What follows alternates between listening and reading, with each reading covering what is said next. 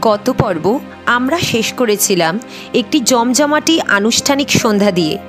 আশা করি এই মন মাতাল করা পারফরম্যান্সের ঝলক মন ছুঁয়েছে আপনাদেরও। আর আজ 14ই জুলাই রবিবার।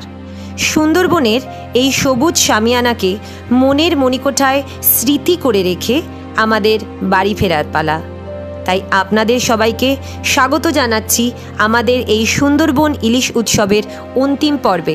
চলুন শুরু করা যাক। হ্যালো বন্ধুরা, কেমন আছো তোমরা সবাই? আশা করি তোমরা সবাই খুব ভালো আছো আর ফিট অ্যান্ড ফাইন আছো। আজকে 14ই জুলাই 2024 আর আজকে কিন্তু আমাদের সুন্দরবন থেকে ফেরার পালা। খুব ভালো আনন্দে এনজয় করে আজকে আমরা রিটার্ন ব্যাক করে যাবো কলকাতার দিকে।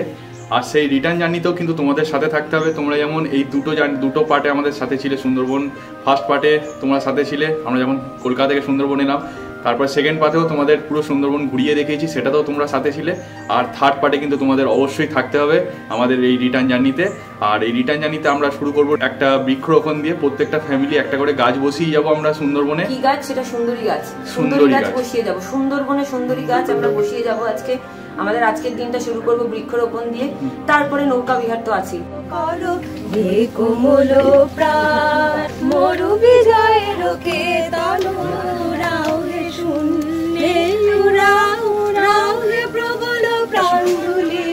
ধন্য করো, ধন্য করো, করুণার পুণ্যে ধন্য করো, করো কোমল প্রাণ। মৌনি মাটির মর্মের গান কবে উঠিবে ধনিয়া ধনিয়া, মর মর তব রবে।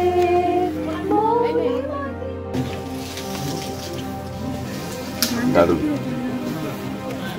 অনুভূতিটাও দারুণ।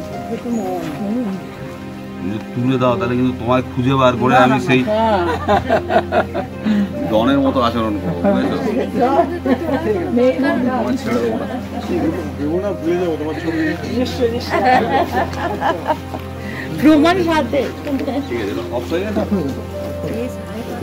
বৃক্ষরোপণ হয়ে গেল আমাদের, আর আমাদের বোট রেডি, একদম তৈরি গদখালির উদ্দেশ্যে যাওয়ার জন্য। তাহলে চলো ফটাফট দেরি না করে বেরিয়ে যাওয়া যাক। তখন ঘড়ির কাঁটা বলছে ঠিক সকাল 9:30, আর আমাদের লঞ্চ ছাড়লো দয়াপুর থেকে গদখালির উদ্দেশ্যে। অন্যদিনের মতোই জলখাবার সারলাম আমরা লঞ্চেই। কি খেলাম চলুন দেখে নেওয়া যাক।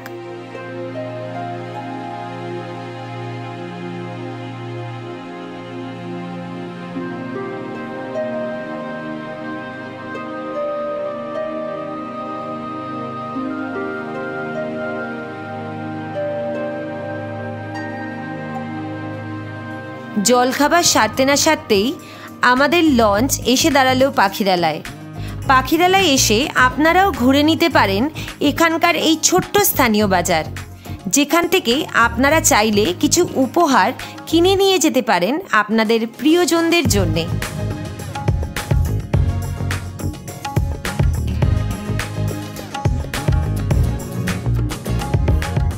ভাবলাম কিছুই কিনবো না, তো অ্যাট লাস্ট একটা সুন্দর দেখতে পেন কিনেছি, শ্রেয়াকে গিফট করব। শ্রেয়া পেন খুব ভালোবাসে, তো দেখা যাক শ্রেয়াকে গিফট করবো এই পেনটা।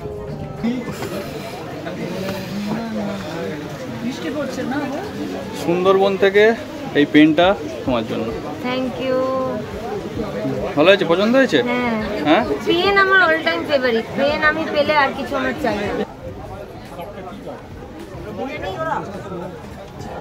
10 টাকা করে নিল ওই পেন, 10 টাকা করে নিল। আমি ভাবলাম কিনে আনি একটা, ওইসব নিয়ে কি হবে, এটা কাজের জিনিস নি, লেখাও যাবে আর নিলেও হলো। হ্যাঁ, সারাটা দিন বৃষ্টি পড়ে আজ, আকাশে মেঘ, নদীতে কারুকাজ। সকাল থেকে উথাল পাথাল হাওয়া, মেঘনা পারে হয়নি তবু যাওয়া। বৃষ্টি যেন অন্ধ মেয়ের হাসি, ইচ্ছে করে আবার ফিরে আসি।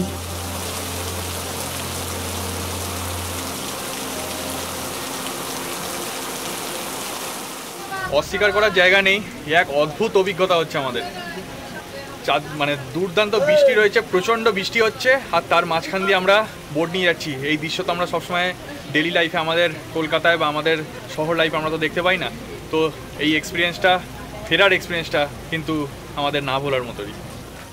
ততক্ষণে বৃষ্টি কমে গিয়েছে আর দেখা মিলেছে রোদে মাখা আকাশের হাসি মুখ। আর সেই সাথে আমরা এসে পৌঁছলাম গোসাবা ও গদখালির ঠিক মাঝামাঝি একটি জায়গায়। ওই যে ওপারেই দেখা যাচ্ছে গদখালির ফেরিঘাট। এখানেই নোঙর করে দেওয়া হলো। নদীবক্ষে এবারের মতো সেরে ফেললাম আমাদের সুন্দরবনের শেষ লঞ্চে লাঞ্চ। আজকের মেনুতে আছে ঝুড়ি আলু ভাজা, এখানে রয়েছে ডাল, আর এখানে কি আছে দেখি, এখানটা কিছু আছে এখানে হচ্ছে আমুদি মাছের ফ্রাই, আমুদি মাছ ফ্রাই, আর এখানে রয়েছে পমফ্রেট মাছ। পমফ্রেট মাছ তো নাকি এটা কি মাছ? পাবদা মাছ। আচ্ছা, এখানে পাবদা মাছ রয়েছে এটা। আর এইদিকে এটা কাঁকড়া, বাপরে বাপ, কাঁকড়াও রয়েছে, কাঁকড়ার ঝাল, দারুণ সব আইটেম। প্রথম পাতে এসে গেল ঘি ভাত সাদা, তারপর চলে এলো ডাল আলু ভাজা। মেখে মুখে সাপটে সুপটে খাওয়া হলো যেই, অমনি সব হেঁকে বলল পাবদা মাছ কই। খাওয়া হলো পাবদার ঝাল ভাত দিয়ে মেখে। চমকে গেল সবাই মিলে কাঁকড়া পাতে পড়তে দেখে। খাওয়া শেষে শেষ পাতে পড়লো পাঁপড় চাটনি। বলুন তো দাদা, খাওয়া দাওয়া কম বড় খাটনি? অবশেষে লঞ্চে লাঞ্চ ছাড়ার পর আমরা এসে পৌঁছলাম গদখালিতে।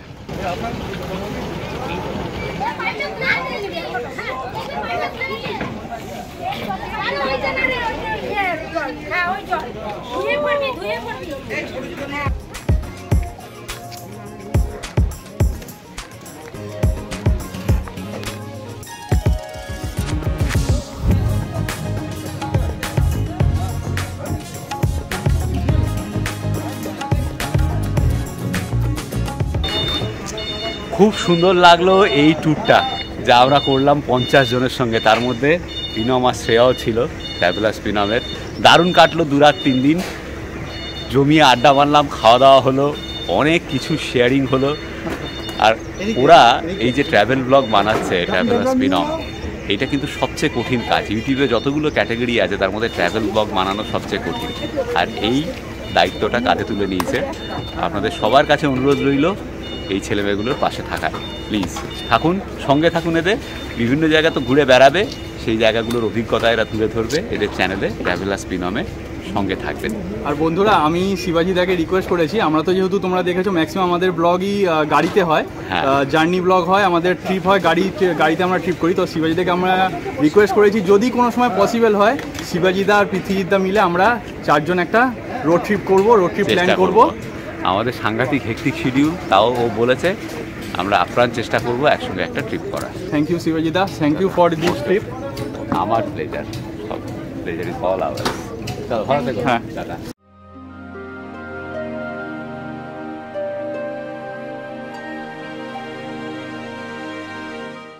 এখন বাজে 4:18, প্রায় 50 কিলোমিটার কভার করার পর আমরা আবার সেই জায়গাতেই এসে দাঁড়িয়েছি। এবার এখান থেকে এই 10 মিনিট একটা স্ট্রেচিং ব্রেক নিয়ে একটা গ্রুপ ফটো তুলবো। গ্রুপ ফটো তুলে আমরা বেরিয়ে যাবো সোজা কেসি দাসের উদ্দেশ্যে, কলকাতার উদ্দেশ্যে। সবাই খুশি তো?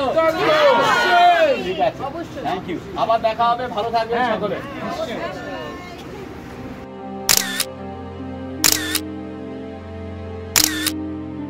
আবারও একটা দুর্দান্ত ভ্রমণ কাহিনীর সাক্ষী হয়ে থাকলাম সুন্দরবন দ্য মিস্টিরিয়াস ম্যানগ্রোভে। আবারও এরকম ধরনের নতুন কিছু ভ্রমণ কাহিনী নিয়ে এই চ্যানেলে ফিরে আসবো খুব তাড়াতাড়ি। যারা সাবস্ক্রাইব এখনো করোনি, সাবস্ক্রাইব বাটনটা টিপে দাও আর বেল আইকনটা টিপে দাও, যাতে আমরা ভিডিও দিলেই সঙ্গে সঙ্গে নোটিফিকেশনটা একদম তোমাদের কাছে পৌঁছে যায়। এই আমাদের সুন্দরবনের সৃষ্টি যদি তোমাদের ভালো লেগে থাকে অবশ্যই লাইক অপশনটা টিপে দাও, আর অনেক অনেক বেশি করে শেয়ার করে দাও তোমাদের বন্ধু বান্ধব, পরিবার সবার সাথে। তাহলে ততক্ষণ সাথে থাকো, দেখতে থাকো ট্রাভেলার্স পিনম।